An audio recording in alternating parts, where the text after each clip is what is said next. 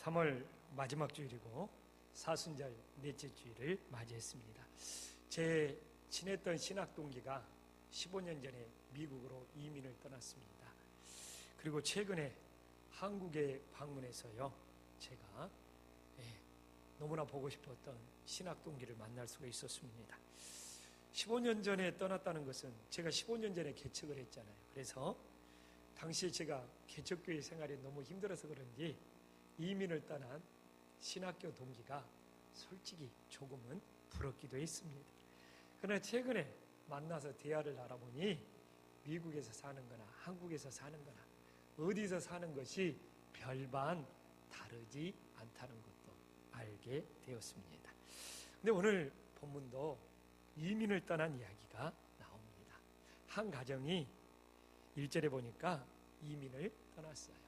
당시에는요, 포로로 잡히지 않는 이상 원해서 이민을 떠나기가 쉽지 않았죠. 그런데 1절에 보니까 유대 땅에 흉년이 들었고 먹고 살기가 힘들어서 그러는지 오늘 한 사람이 아내와 두 아들을 데리고 모압 땅으로 이민을 떠났어요. 다 그런 마음이겠죠. 흉년 들어서 살기 힘드니까 조금은 잘 먹고 잘 살아보겠다고 이민을 떠났겠죠. 그런데 그 가정은 결국은 이민 생활에 실패하고 다시 고국으로 돌아오게 됩니다. 그들이 잘 살아보겠다고 떠난 이민 생활을 왜 실패했는지, 그리고 그 가정에 살아가는 목적이 무엇이었는지, 이걸 묵상해 보면서 우리 가정도 과연 살아가는 목적이 무엇인지를 돌아볼 수 있는 소중한 시간이 될 수 있기를 간절히 소망합니다. 오늘 2절에 보면 흉년이 들어서 유대 땅을 떠난 사람들의 이름이 2절에 잘 나옵니다. 남편이자 아버지는 엘리멜렉이고 아내는 나옴이고 두 아들은 말론과 기론이라는 것이 잘 소개되어 있고 이들은 모압 땅으로 이민을 떠났습니다. 근데 이들이 살던 시대가 사사시대래요. 사사시대의 특징은 뭐냐? 사사기 21장 25절에 보면 나와 있지만 사람이 각기 자기의 소견에 옳은 대로 행하는 것이 사사시대입니다. 그러면 이 엘리멜렉 가정이 자기 소견에 옳은 대로 하늘의 양식이 아니라 육신의 양식을 쫓아서 떠난 것입니다. 안타깝죠. 우리들이 하늘의 양식을 구해야 되는데 하늘의 양식보다는 육신의 양식을 따라서 그것이 자기 소견에 옳은 대로 그들은 모압 지방으로 떠났습니다. 그래서요, 우리들이 신앙생활을 하면서 우리가 사는 목적이 뭐냐, 우리 가정이 사는 목적이 뭐냐, 이걸 바르게 세울 때 내 소견에 옳은 대로 행하지 않는다는 것을 반드시 기억할 수 있기를 간절히 소망합니다. 그래서 이렇게 하늘의 양식이 아니라 육신의 양식만을 따라갔던 그 가정은 삶의 우선순위가 잘못되었잖아요. 그래서 정말 뼈아픈 고통을 겪게 됩니다. 먼저는 3절에 보면 그 가정을 모압 땅으로 데리고 갔던 남편이자 가장 엘리멜렉이 죽게 됩니다. 저는 바로 이때가 하나님의 인도하심이 아니구나, 육신의 양식을 쫓다 보니 이렇게 어려움이 생기는구나 하면서 나오미가 빨리 두 아들을 데리고 믿음의 땅 베들레헴으로 돌아왔으면 어땠을까라는 아쉬움이 남습니다. 그러나 나오미는 깨닫지 못해요. 그리고 4절에 보니까 오히려 이방 여인이었던 이 오르바와 루세게 두 아들을 장가를 보냅니다. 당시에 유대인들이 이방 여인과 결혼하는 것은 율법에서 금하고 있거든요. 근데 나오미는 돌아오라는 하나님의 뜻을 깨닫지 못하고 오히려 정말 이방 여인과 아들들을 결혼시킴으로써 하나님과 더 멀어지게 됩니다. 그런데 그 결과가 5절에 나와 있죠. 이방 여인과 결혼했던 두 아들까지도 죽음을 맞이하게 됩니다. 얼마나 안타까운 일입니까? 그제야 나오미는 하나님이 원하는 삶이 아니었다는 걸 깨닫고 6절에 보면 그제야 이제 믿음의 땅, 하나님의 손이 돌보고 있는 베들레헴으로 돌아올 계획을 세우게 됩니다. 오늘 이 나오미의 가정을 보면서 이렇게 자기 소견에 옳은 대로 행하면 잘못된 길을 선택하고 그 길이 얼마나 고통스러운지를 보여줍니다. 또한 중간에 하나님의 뜻을 깨닫고 빨리 돌아와야 되는데 중간에 하나님의 뜻을 깨닫지 못하고 계속 그 길을 가면 우리들에게 고통이 더 심해진다는 것까지도 깨닫게 해주고 있습니다. 제가 오늘 그 가정이 무작정 모압으로 갔다는 것을 잘못했다고 말하는 것이 아닙니다. 그런 생각을 해봅니다. 만약 육신의 양식이 아니라 모압 땅에 하늘의 양식을 전파하기 위해서 갔다면 그의 가정은 선교사 가정이 되었을 거고 남편과 두 아들은 순교자가 될 수도 있었을 겁니다. 그렇기 때문에 우리가 살아가는 목적이 뭐냐? 우리 가정이 살아가는 목적은 뭐냐? 이 땅에 교회가 존재하는 목적이 뭐냐? 이걸 바로 세워야지만이 내 소견에 옳은 대로 행하지 않고 하나님의 뜻대로 살아갈 수 있다는 것을 다시 한번 기억할 수 있기를 간절히 소망합니다. 그래서 사순절을 보내면서 우리 가정은 살아가는 목적이 뭐지? 내 자녀들을 키우는 목적은 뭐지? 내가 신앙생활을 하는 목적은 뭐지? 혹시 뭔가를 놓치고 있지는 않는지 우리 자신을 돌아볼 수 있기를 간절히 소망합니다. 나오미는요 이제 남편과 두 아들을 잃고 고향으로 돌아오면서 13절에 보니까 며느리들이 후손을 가질 수 없고 그래서 13절에 나오잖아요. 그렇지 아니하니라. 이게 불가능하다는 거예요. 이제 우리 가문에서는 후손을 갖는 것이 불가능하다.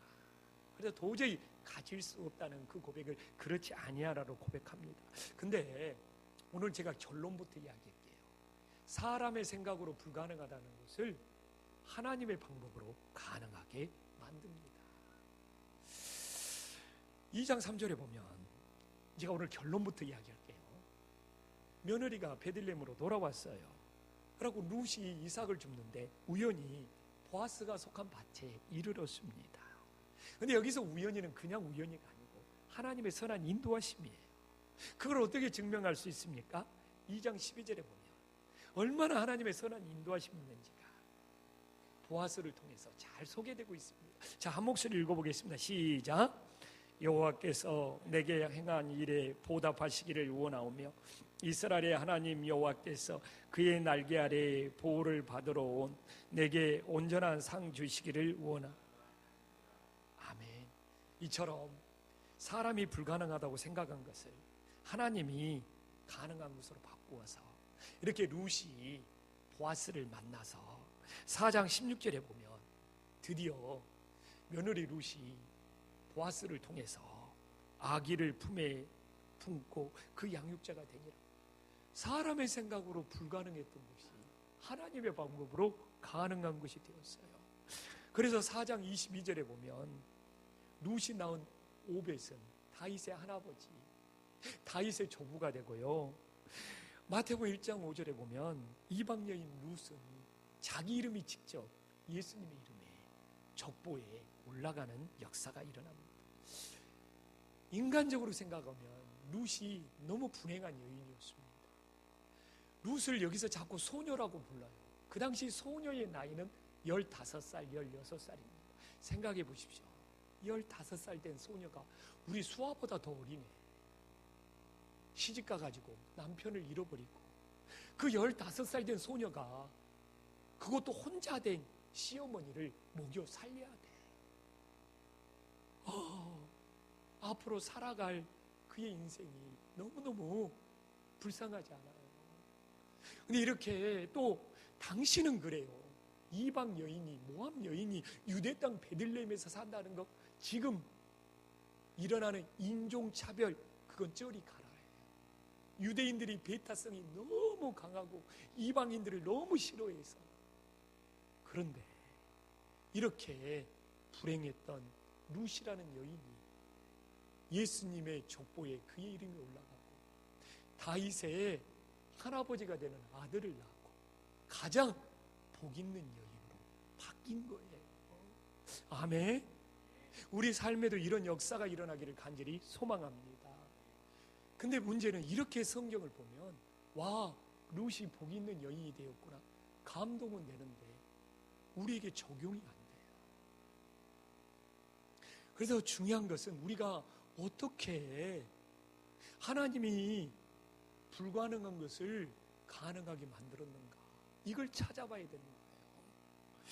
그래서 오늘 그러면 어떻게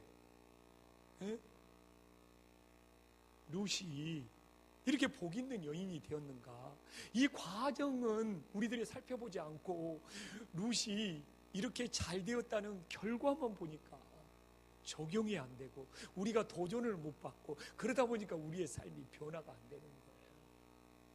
그러면 한번 어떻게 사람의 생각으로 불가능하다는 것이 하나님의 방법으로 가능하게 되었는지 그 과정을 한번 찾아볼게요. 거기에서 우리가 엄청난 도전과 찔림과 변화를 받을 수가 있습니다. 나오미가 두 며느리를 데리고 베들레헴으로 돌아올 때 17절에 보니까 그 도중에 루시 하나님을 영접합니다. 어머니의 하나님이 나의 하나님이 되시리니. 그래서 이렇게 두 며느리 중에 한 며느리라도 전도해서 베들레헴 땅에 돌아왔기 때문에 2장 20절에 보면 기업 물을 자 보아스를 만난 거 아니에요. 만약에 그 며느리를 둘 다 전도를 못했다고 생각을 해보십시오. 그는 무슨 복 있는 여인이 있고 누구의 이름이 예수님의 족보에 올라가고 무슨 후손이 생기겠습니까? 그래서 이 사람의 생각으로 불가능한 것이 하나님의 방법으로 가능하게 된 것은 시어머니가 며느리를 전도했기 때문에 이런 위대한 역사가 일어났음을 믿으시기를 간절히 소망합니다. 그러면 이제 질문이 바뀌어야죠. 사람의 생각으로 불가능한 것이 하나님의 방법으로 가능한 것이 된 것은 한 영혼을 전도했기 때문이에요. 그러면 어떻게 시어머니 나오미는 며느리 룻을 전도할 수 있을까? 어떻게 보면 룻기에서는 이것이 제일 중요해요.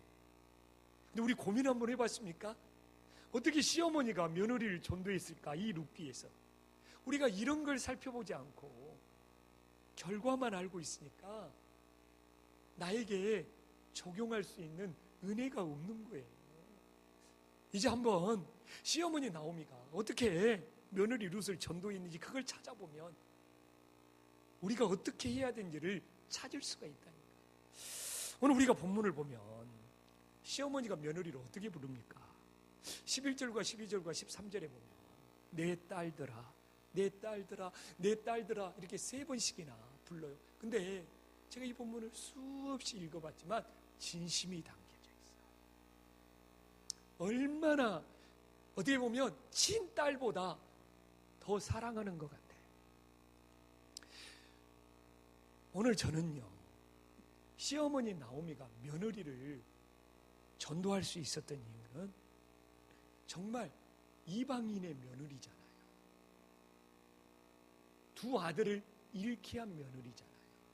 요새 시어머니들 그럽니다. 자기 아들이 뭔가 조금 잘못되면 며느리 잘못 없어서 그런다고. 그러면 그걸 대입해 보면 시어머니 나오미는 에이 우리 집안에 며느리들이 잘못 들어와서 여자들이 잘못 들어와서 내 아들들이 죽었네, 이럴 수 있는 거예요. 이거 어려운 이야기 아닙니다. 그런데 그런 일이 일어났음에도 불구하고 우리가 이 본문을 읽어보면 읽어볼수록 내 딸들아 내 딸들아 이것이 말로만 하는 것이 아니에요. 정말 진심이 담겨져 있습니다. 그래서 저는 바로 이 나오미의 성품이 며느리 룻을 전도할 수 있는, 마음을 움직일 수 있는 동기가 되었음을 꼭 기억하시기를 간절히 소망합니다. 여러분, 가까운 사이일수록, 함께 지내는 사이일수록 말로 전도가 됩니까? 임진희 집사님, 막 내가 성경 안다 지식으로 됩니까? 제일 중요한 건 성품이잖아요. 이 성품이 어떠냐에 따라서 함께 지내는 사람들을 전도할 수 있는 거예요. 저도 목회하면서 제일 힘든 일이 뭐겠어요? 막 설교로 말해놓고 내 성품이 그걸 따라가지 못하는 것이 저의 제일 아픈 아킬레스가 되지 않겠습니까? 지금 세상에 누가 사람의 마음을 말로 움직일 수 있고 지식으로 움직일 수 있습니까? 그거 얼마 못 가요. 얼마 안 가면 뽀록이 납니다. 진짜 사람의 마음은 성품이 움직이는 거예요. 그래서 우리는 정말 예수님을 닮아가는 이 성품, 이 알맹이가 정말 빠져서는 안 되는 거예요. 그래서 이렇게 나오미가 이 사랑의 성품으로 며느리를 전도했던 것처럼 우리들이 예수님의 성품으로 주변 사람들을 변화시켜 갈 수 있는 은혜의 역사가 일어나기를 간절히 소망합니다. 또 하나는요, 나오미가요, 강요하지 않고 며느리들이 선택할 수 있도록 배려를 해줬어요. 오늘 본문에 보면 돌아가라고 합니다. 며느리들에게 8절도 11절도 12절 돌아가라. 이제 풀어주겠다는 거예요. 자유를 주겠다는 거예요. 내가 너희들에게 어떻게 해줄 수 없다. 새 출발을 해라. 이렇게 자유를 주는 거예요. 근데 첫째 며느리 오르바는 세 번째까지 그렇게 하니까 14절에 나와 있잖아요. 울면서 돌아갔어요. 제가 봤을 때는 첫째 며느리도 괜찮아요. 그렇게 세 번까지 견디고 그렇게 울다가 결국 헤어졌죠. 그러나 둘째 며느리 룻은 네 번째까지, 오늘 15절에 나와있죠. 이건 네 번째까지도 정말 시어머니가 동서를 따라 돌아가라고 하는데 18절에 봐보십시오. 정말 함께 가기로 굳게 결심합니다. 나오미는 분명히 며느리들에게 새로운 생활을 시작할수록 무엇을 줬어요? 자유를 줬어요. 근데 결국 첫째 며느리는 우상의 땅 모압으로 돌아가고, 둘째 며느리 룻은 믿음의 땅 베들레헴으로 시어머니와 함께 온 것이죠. 근데요, 룻의 믿음이 진짜가 될 수 있었던 것은 시어머니가 자유를 주었을 때 자신이 하나님을 믿겠다고 직접 선택했기 때문에 굳은 결심이 된 거예요. 아멘. 지금도요, 우리의 믿음이 흔들리지 않는 굳은 결심이 된다면 하나님이 우리에게 주신 이 자유를 통하여 내가 하나님이 좋아서 그 하나님을 선택할 때 진짜 믿음이 됨을 믿으시기를 간절히 소망합니다. 우리 하나님은 인격적인 하나님이에요. 예수님 믿으라고 강요하거나 예수님 믿으라고 협박하지 않아요. 인격적인 하나님은 모든 인간들에게 자유를 주셨습니다. 그리고 선택하라. 그리고 그 선택에 대해서는 누가 책임져야 돼요? 자신들이 책임져야 돼요. 자유를 줘서 선택을 했는데, 그렇기 때문에 늘 자유에는 책임이 따르는 거예요. 저도요, 예수님을 믿으면서 정말 핍박도 받았습니다. 그리고 예수님을 믿으면서 정말 어려운 일을 많이 당했습니다. 그런데요, 내가 예수님이 좋아서 선택한 내 사랑하는 주님이잖아요. 그래서 예수님 믿으면서 그렇게 좀 아버지가 교회 다니지 말라고 핍박을지라도, 또 예수님 믿으면서 좀 일이 잘 안 풀리고 어려울지라도 내가 너무 예수님이 좋아서 그 예수님을 선택했는데 그 굳은 결심이 조금도 흔들리지 않았어요. 그러고서 신학교를 가서 또 목회자의 길을 갈 때도 내가 좋아서, 예수님이 너무 좋아서 그 예수님과 함께 살고 싶었어요. 저는 그 예수님과 함께 살면서 그 예수님께 충성하고 싶어서 내가 신학교에 지나가고 목회자의 길을 갔는데, 저는 신학대학원 시절에 경비를 썼습니다. 밤에 경비를 쓰고 낮에 대학원에 가서 공부를 했어요. 힘들다는 생각이 안 들어요. 밤에 경비 쓸 때는 정말 하나님 앞에 통성으로 기도하고 말씀 보고, 그리고 대학원 가서 수업 시간에는 열심히 공부하는 것이 아니라 왜 이렇게 졸리는지, 그냥 얼마나 졸았는지 몰라요. 막 선생님이 세미나 하니까 몇 명 안 돼요. 뭐 학부 때는 학생이나 마치 항승진 목사 알지만 한 10명 남지 어찌 때는 7명, 8명 앉아있는데 선생님 옆에서 닭병 걸려갖고 선생님이 막 흔들려. 너 왜 그러냐. 그래도 막 눈이 감기는 거예요. 그래서 내가 예비 시간에 조는 사람은 다 이해한다니까요. 왜? 내가 겪어봤으니까. 이게 잠 못 자면 사람이 못 견디는 거예요. 근데 어젯밤에 잠 못 자가지고 오늘 교회 와서 이렇게 잠을 잔다. 그건 하나님이 복을 주신 줄 믿습니다. 아멘. 근데 이제 그러면 안 되죠. 어젯밤에도 그냥 실컷 자고 오늘 낮에 또 와서 또 자고, 이건 안 되죠. 근데 진짜, 그래서 저는 차라리 진짜 그래요. 예배 시간에 졸리면 어젯밤에 잠 못 잤나 보다, 아니면 나처럼 야간에 무슨 일을 했나 보다, 딴짓만 안 하면 돼요. 차라리 딴짓 오고 싶으면 차라리 조세요. 그것이 더 남는 거예요. 아멘. 근데 안 졸고 하나님 말씀 들어주면 고맙죠. 또 그냥 한식견의 조영식 목사가 설교 시간에 졸아라고 그런다. 얼마나 설교를 못하면 그런 말을 할까. 이렇게 착각하기 없기요. 아멘. 임진기 수사님 절대로 그렇게 말하면 안 돼요.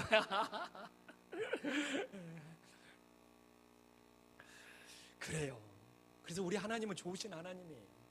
모든 인간들에게 자유를 주시고 그 자유 속에서 선택하시고 그 선택에 대해서는 책임을 지게 만드는 거죠. 저는 예수님이 너무 좋아서 그 예수님을 선택했기에 정말 흔들리지 않고 굳은 결심으로 루처럼 예수님과 함께 살고 싶어요. 이런 은혜가 우리 성도님들에게도 넘칠 수 있기를 간절히 소망합니다. 그리고 이제 제일 중요한, 바로 이 룻의 마음을 움직인 제일 중요한 핵심이 남아 있습니다.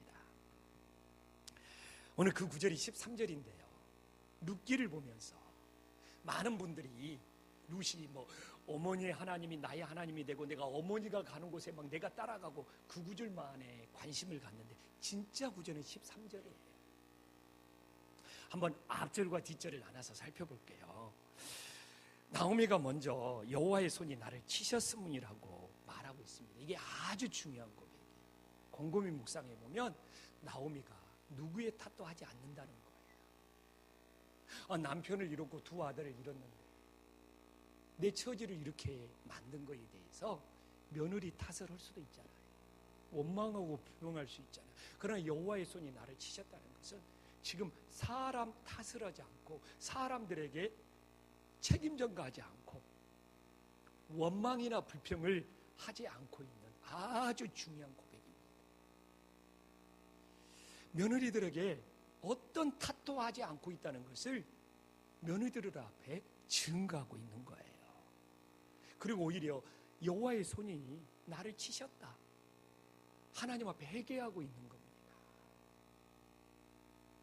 하나님의 뜻을 깨닫지 못하고 잘못된 길로 가니까 하나님의 손이 나를 이렇게 치셔서 나를 이렇게 회개시키는 거구나. 그런데요, 우리들이 이렇게 고통스러울 때 누구 탓을 하면요 절대로 그 고통에서 못 벗어납니다. 오히려 비참해져요. 오히려 우리가 고통을 당할 때 누구의 탓을 하지 않고 하나님 앞에 겸손히 회개할 때 그때부터 회복의 역사가 일어남을 믿으시기를 간절히 소망합니다. 그래서 나오미가 회복의 역사가 이미 일어났잖아요. 또 하나 중요한 것이 13절에 나와 있잖아요.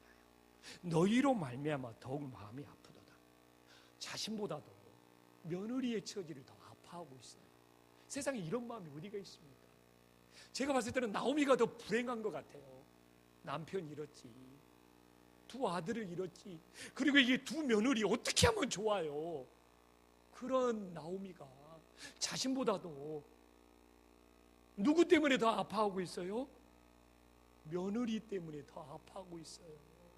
저는 바로 이 마음이 룻의 마음을 움직이고 그 룻이 그 시어머니의 마음을 알고 나도 시어머니가 믿는 하나님 나도 믿어보겠습니다. 이런 은혜의 역사가 일어난 줄 믿으시기를 간절히 소망합니다. 만약 생각해 보십시오. 나오미가 나 남편도 죽었어, 두 아이들도 죽었어, 내가 내 세상에서 가장 불행한 사람이야, 이렇게 빠져들어가면 정말 제가 말했잖아요, 자기 자신을 더 비참하게 만든다고. 근데 나오미는 그러지 않고 어떻게 했습니까?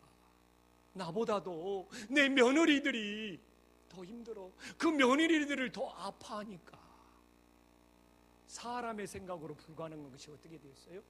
하나님의 방법으로 가능한 것이 되었어요. 그 시어머니의 마음으로 둘째 며느리 룻을 전도하고 그 룻이 전도되니까 불가능이 가능으로 바뀌어버리잖아요. 그래서 우리는 어떻게 살랍니까? 내가 제일 불쌍해, 내가 제일 힘들어, 내가 제일 어려워 하면서 오히려 자기를 비참하게 만들 겁니다. 아니면 내가 이렇게 힘들어도 나보다 더 힘든 사람과 함께 아파해 주려고 합니까? 사람은요, 오늘 여기 다 나와 있지만 아픔을 다 경험해 봤어요. 다 어려운 일 겪어봤어요. 크고 작은 것의 차이일 뿐이지. 근데 묘해, 남자들은요 만나면 자기 군대 생활이 제일 힘들다고 그래요. 라고 너 어디 군대 나왔어? 그러면 방이라고 그러고. 임집사님 안 그래요? 임집사님 방이 아니죠? 방이들한테는 미안해요. 지금은 방이 없어요. 그리고 여자들은요 본인들의 시집살이가 제일 힘들다고 그래요. 자기가 아이 낳을 때가 제일 힘들었다고 그러고, 그러고 막 남편 머리채 잡고 흔들었다고 그러고 다 그래요. 그래, 이게 본능이에요. 자기가 제일 힘든 것 같고 자기가 제일 어려고, 그럴수록 자기 자신을 비참하게 만든다니까. 그럼 오늘 나오미처럼 내가 이렇게 힘들어 봤으니까, 내가 오히려 이렇게 아파 봤으니까, 내가 겪어본 아픔 때문에 상대방을 위해서 함께 아파해주고 더 아파해줄 수 있다면 그것이 불가능을 가능으로 바꿔서 복 있는 연인으로 만든다니까요. 아멘. 지금 저는요 한국교회 성도들이요 아파하는 사람과 아파해주지를 못하기 때문에 교회가 고립되어 가고 있어요. 교회가 외면당하고 있어요. 여러분, 전 자녀를 키워요. 요새 가끔 눈물이 나요. 우리 수아가 세월호 배를 탔으면 어떻게 되었을까? 왜 이 땅의 교회들은 자녀를 잃은 그 세월호 부모들과 함께 아파해주고 함께 눈물을 흘려주면 되지 않습니까? 예수님도 눈물을 흘리는 자와 함께 눈물을 흘리고 아파하는 자와 함께 아파해라고 그랬죠. 근데 이런 말 하면 오늘 목사님 설교 시간에 정치적인 이야기했다, 이렇게 말하는 사람이 더 정치적인 거예요. 아멘. 그냥 저는 예수님의 마음이에요. 신심입니다. 내 자녀를 키우고 있기 때문에 내 자녀가 그 배에 탔으면 어떻게 되었을까? 저는요 내가 세월호 부모여갖고 내 자녀가 그렇게 배에서 그렇게 죽었으면 정상적인 삶을 살 수 없을 것 같아요. 세상 어떻게 살 수 있겠어요? 그런 세월호 부모들이 그래도 이 세상에서 살아갈 수 있도록 힘이 되어주고 함께 아파해주고 함께 울어줘야 되는 거 아니에요? 이것이 예수님의 마음 아니에요? 아멘. 우리 한번 따져봅시다. 성경 어디에서 힘 있는 자, 권력자, 강한 자들과 함께 울고 함께 일하는 성경 말씀이 어디가 있어요? 한국교회 정신 차려야죠. 예수님은 연약한 자, 병든 자, 소외된 자, 어려운 자, 가난한 자들과 함께하고 함께 울라고 있지. 한국교회가, 대역교회가 엉뚱한 방향으로 가고 있어요. 그러니까 교회가 고립되고 세상 사람들한테 외면당하고 있죠. 한식교회 성도들은 그렇게 되면 안 돼요. 아멘. 우리 한식교회 성도님들은 연약한 자, 가난한 자, 힘든 자들과 함께 아파하고 함께 울어야지 예수님을 따르는 제자들이 되는 거죠.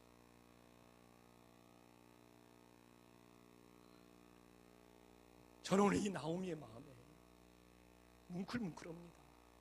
본인이 그렇게 힘들었을 텐데 어떻게 본인보다도 며느리를 위해서 더 아파해 줄 수 있을까?